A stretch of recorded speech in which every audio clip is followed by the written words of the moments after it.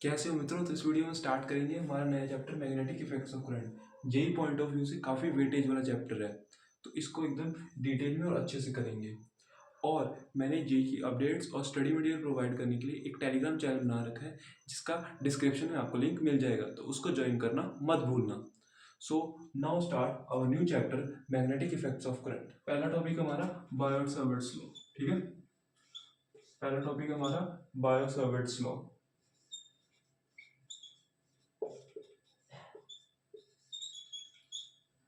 इसके अंदर क्या होता है, एक हम लंबी सी वायर लेंगे जिसमें डीएल पार्ट एक लेंगे छोटा सा,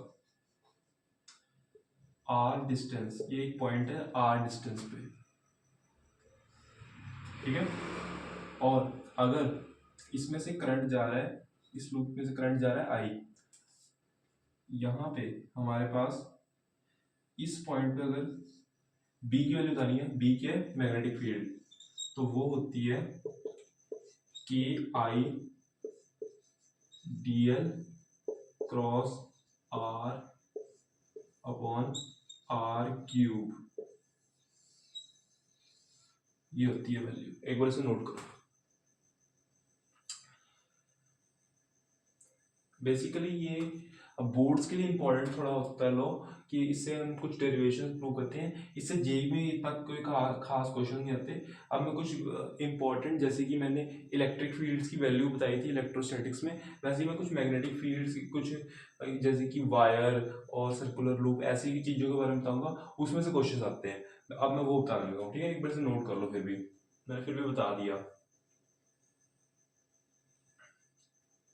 ठीक है, आगे सुनते हैं।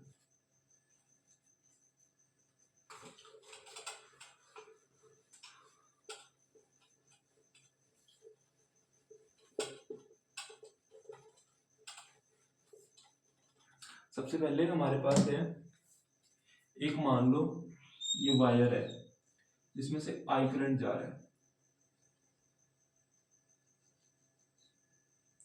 ये हमारे पास मान लो θ1 एंगल है, ये θ2 एंगल है। अच्छा, एक और चीज देखो, यहाँ पे जैसे कि ये आई करंट जा रहा है इसमें से, राइट हैंड थंब रूल तो 10th क्लास में सब पढ़ते हैं, वही लगाना। देखो आई करंट इधर जा रहा है, आई करंट हमारा इधर जा रहा है। यहाँ पे अगर मैं राइट हैंड थंब रूल लगाऊं तो हमारा जो कर्ल है, इधर इधर वाली साइड बाहर की तरफ आ रहा है और इधर वाली साइड अंदर की तरफ जा रहा है। यानी हमारी जो मैग्नेटिक फील्ड है वो यहाँ से बाहर आ रही है और इधर से अंदर जा रही है। सर्कुलर में घूमती है ना, एक स्ट्रेट कंडक्टर के में, है ना, सर्कुलर में घूमती है उसके आसपास। अच्छा, मैं कह रहा था, अब इसका बताते हैं। ये इस वाले पॉइंट पे बी की वैल्यू बतानी है। ठीक है, यहाँ पे बी की वैल्यू बतानी है, तो क्या आएगी बताओ। वो होगी हमारे पास K I by R sine θ1 plus sign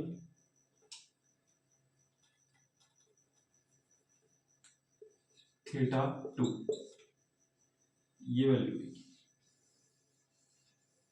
ठीक है, ये वैल्यू होगी। अच्छा, के की वैल्यू मैंने बताई नहीं, ये होता है हमारा म्यू नॉट बाय 4 पाई, जिसकी वैल्यू होती है 10 की पावर -7। ठीक है, इसे भी नोट करो। आई इसमें से करंट जा रहा है और ये रही हमारी आर डिस्टेंस। ठीक है,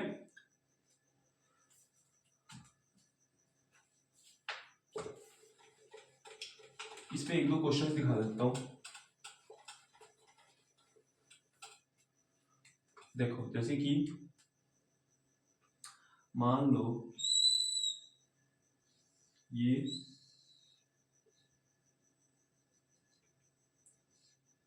60 डिग्री एंगल और ये 30 डिग्री एंगल। तो इसमें बताते हैं, यहाँ पे बी की वैल्यू बताओ।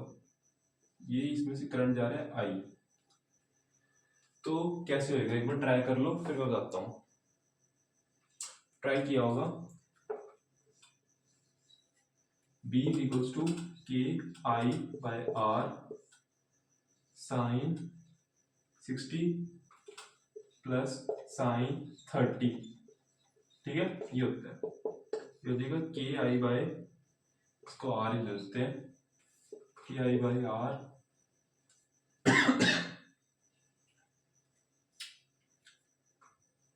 ये हो जाएगा 3√3/2 प्लस 1/2 के आई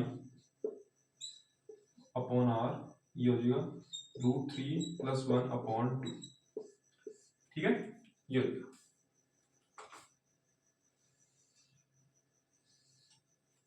ये हो जाएगी वैल्यू।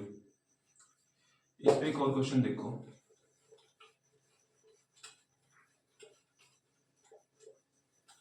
मान लो ये एक हमारे पास वायर है, ये हमारे पास एक वायर है,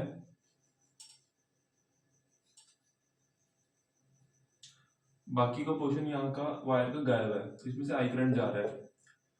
ये है 60 डिग्री, ये है 30 डिग्री, तो हमारे पास इस यहाँ पे बी की वैल्यू बताओ। ये है फिर से आर, एक बार से ट्राई करो, आपने ट्राई किया होगा। यहाँ पे बी हो गया ए के आई बाय आर।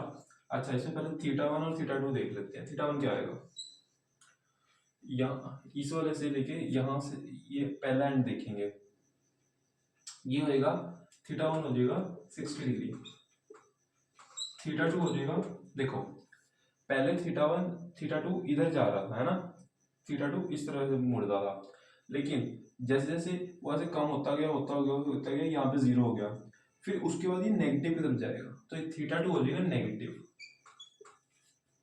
तो यहाँ से हो जाएगा sine 60 degree plus sine -30 degree, ठीक है। ये हो जाएगा के आई बाई आर √3/2 माइनस 1/2, के आई बाई आर √3 माइनस 1/2। ये तुम्हारा आंसर हो गया, एक बार इसे नोट करो, नोट कर लिया होगा। अच्छा, इस पे एक और क्वेश्चन देखते हैं, एक और क्वेश्चन देखो, इस पे एक इंपॉर्टेंट मैं बात करता हूँ। देखो, जैसे कि मान लो ये क्वेश्चन है,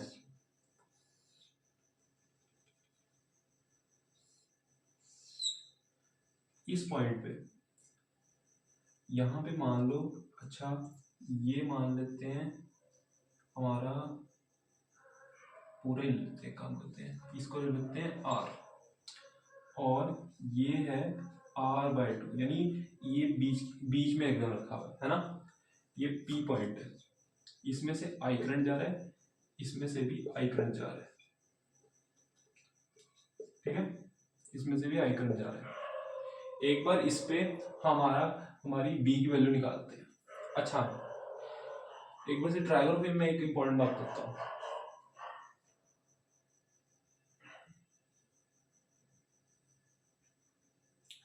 देखो, एक इंपॉर्टेंट पॉइंट लिखो, नोट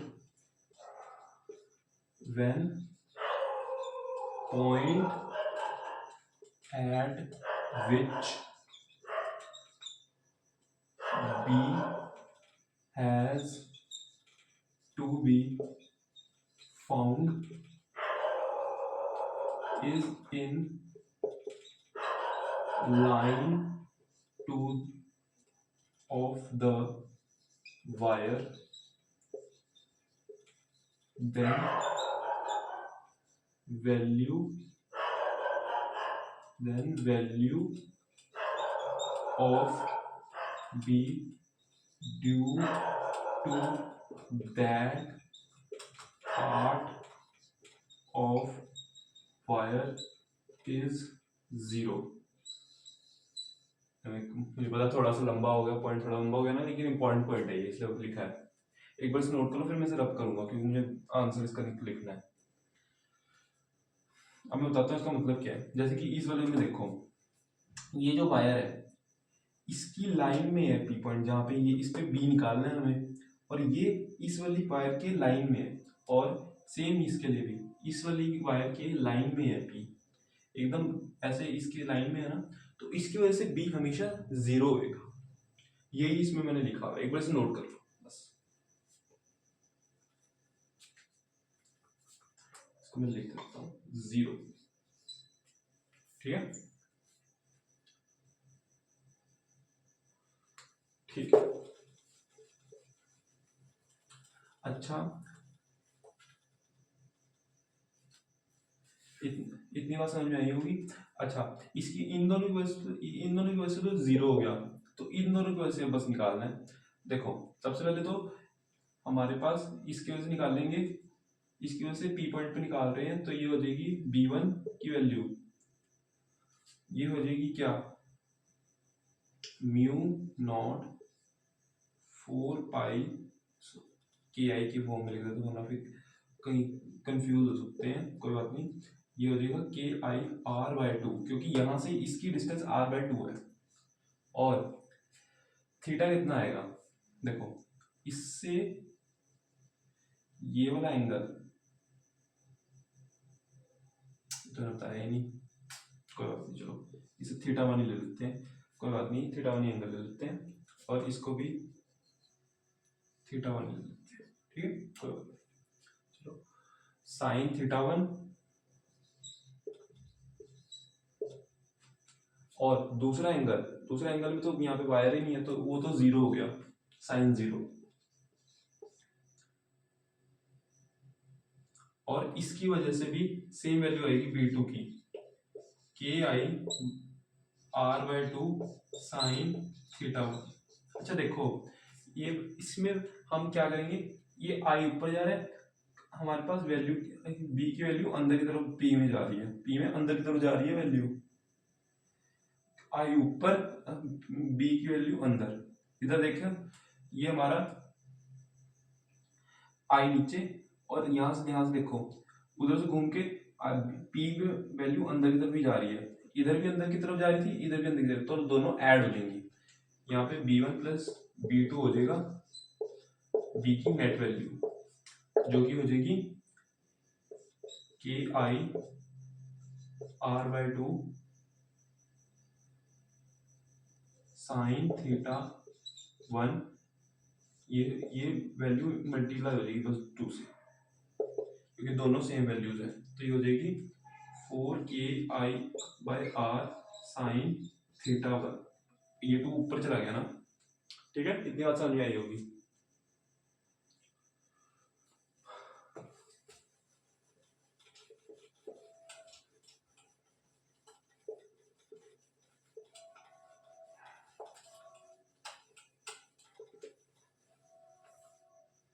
अगली चीज पे चलते हैं।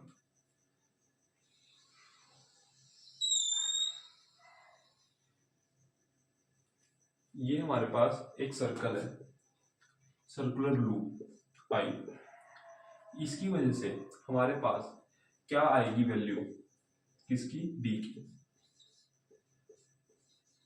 Mu not I bye 2r, ये रहा इसका रेडियस,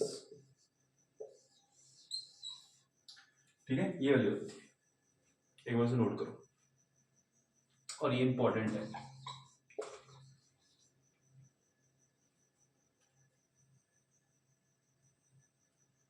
अगली चीज, ये एक आर्क है,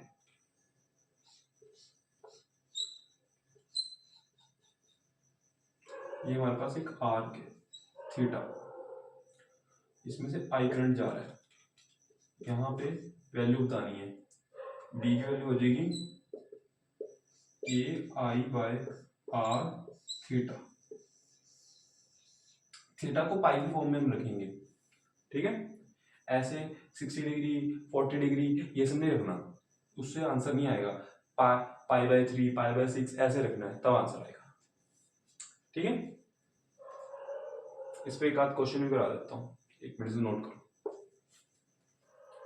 नोट कर लिया होगा। ये हमारे पास मान लो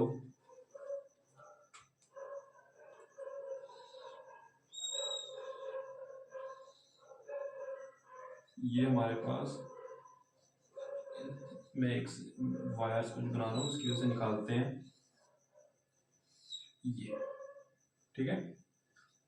आई आई आई आई आई और ये आई, ठीक है। ये रहा हमारा पी पॉइंट। इस पे हमें क्या निकालनी है, वैल्यू। ये है हमारा आर, ठीक है। इसमें हमें वैल्यू निकालनी है पी पॉइंट पे नेट बी की, ठीक है। एक बार से ट्राई करो, आपने ट्राई किया होगा। यहाँ पे बी की वैल्यू आएगी, देखो इन दोनों की वजह से तो जीरो होगी, क्योंकि पी इसकी लाइन में है। तो पी हो जाएगा के आई बाय आर, और थीटा की वैल्यू क्या होगी, देखो थीटा की वैल्यू ये हमारे पास एक आर्क है, और इसके रिस्पेक्ट में हमारे पास ये वैल्यू होगी इस वाले एंगल की 90 डिग्री, ये भी होगी 90 डिग्री। तो ये हो जाएगी 90 डिग्री की पाई को हम कह सकते हैं पाई बाई 2। ये B1 आ गया। अगर इसकी वजह से हमारे पास B1 है, इसकी वजह से B2 है, तो B2 की वैल्यू हो जाएगी K I by R pi by 2। Value magnitude तो दोनों का सेम है, वैल्यू तो दोनों की सेम है, मैग्नीट्यूड तो दोनों का सेम है। अब बस देखना है कि ऐड होते हैं, सब्ट्रैक्ट होते हैं, क्या होते हैं। देखो उसके लिए हमें फिर से वही रूल लगाना पड़ेगा। आई ऐसे जा रहा है हमारे पास, पी पॉइंट में बी अंदर की तरफ जा रहा है, इधर देखते हैं, इधर में आई इधर जा रहा है, इसमें भी अंदर की तरफ जा रहा है।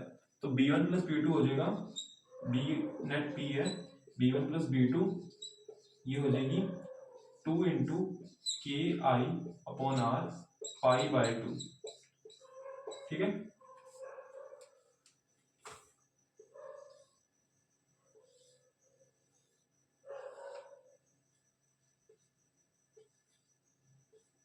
ठीक है, इसे एक बार नोट कर लो। इस पे एक और क्वेश्चन देख लेते हैं, ठीक है। इस पे एक और क्वेश्चन देखते हैं।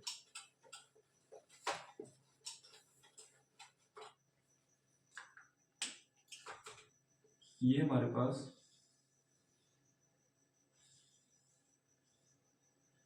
पास इस पॉइंट पे निकालनी है। ये आई करंट जा रहा है,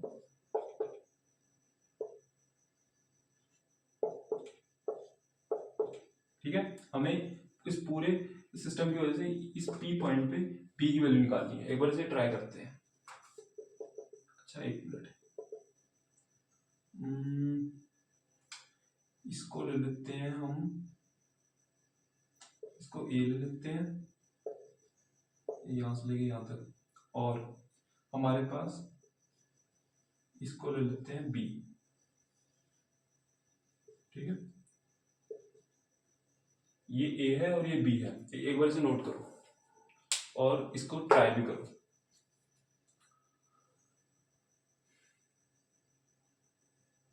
आपने ट्राई किया होगा।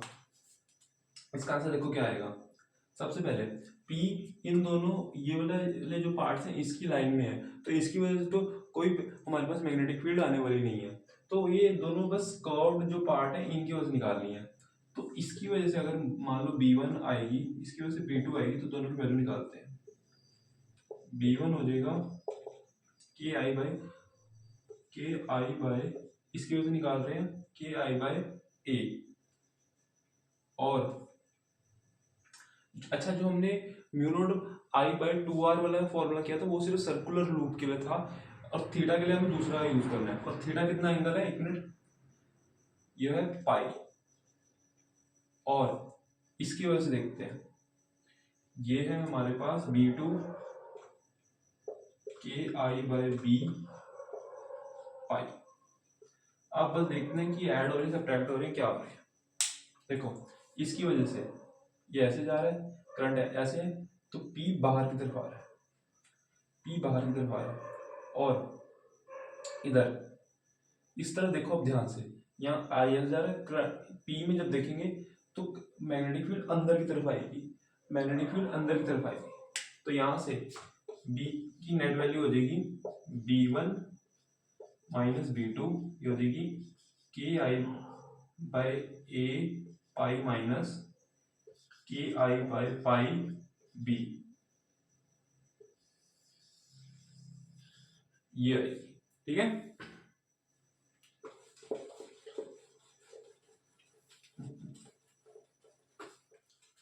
तो अभी के लिए बस इतना ही। नेक्स्ट वीडियो में हम मैग्नेटिक इफेक्ट्स ऑफ करंट के अगले पार्ट पे चलेंगे।